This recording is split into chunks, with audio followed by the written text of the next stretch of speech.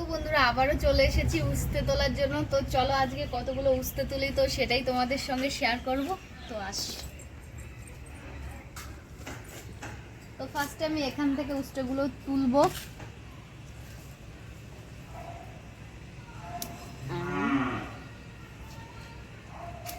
সবজি তুলতে আমার দারুণ লাগে, ছোটবেলা থেকে সবজি তুলি তো এই জন্য সবজিগুলো তুলতে খুব ভালো লাগে। আমার বাবা সবজির চাষ করতো। তো বন্ধুরা এই উস্তেটা সব থেকে বেশি বড় হয়েছে। তো দেখো কোথায় কোথায় লুকিয়ে আছে উস্তেগুলো, আমি বুঝতেই পারছি না।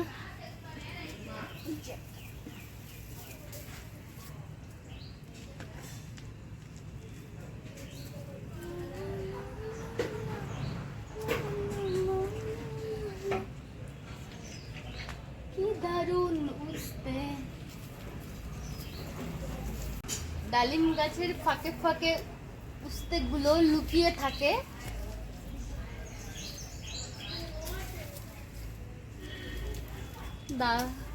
দেখো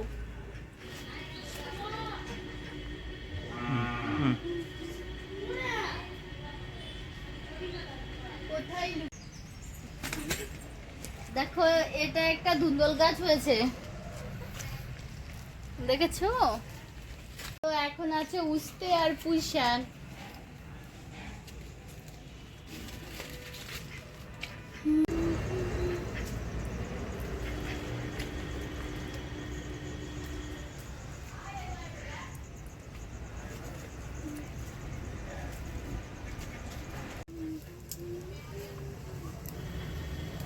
এর ভিতর থেকে কি করে পারবো,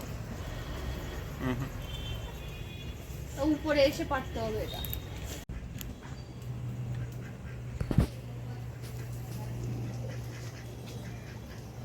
ও আচ্ছা, এখানে আমার হাতটা যাচ্ছেই না এখানে।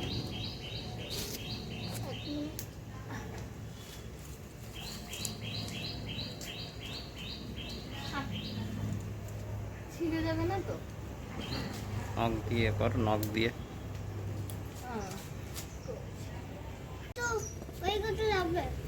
আর কটা করতে হবে? আমার রাজ কত কাজের, আমাকে সবজিগুলো কেটে দিচ্ছে।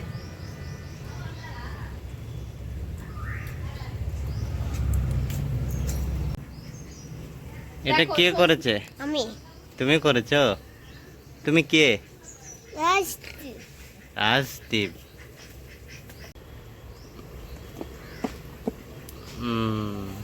ওকে ওকে পদম।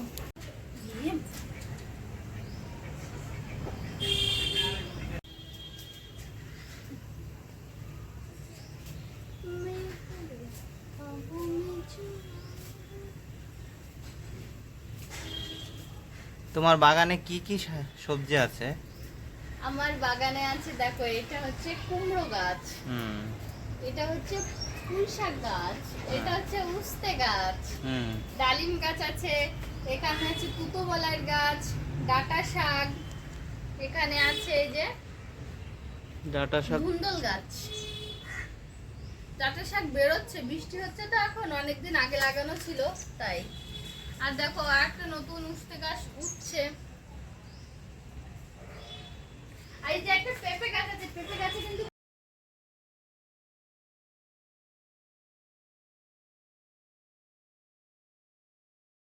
তো আমরা এই বাড়িতে আসার পর একটা পাখিতে ফল এনে ফেলেছিল, তো সেটাই রাজদীপের বাবা আছে লাগিয়ে দিয়েছিল। তো দেখো এখন কতটা বড় হয়ে গেছে।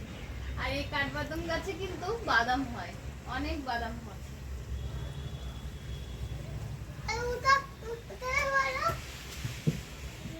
গাছের এতগুলো উস্তে হয়েছে।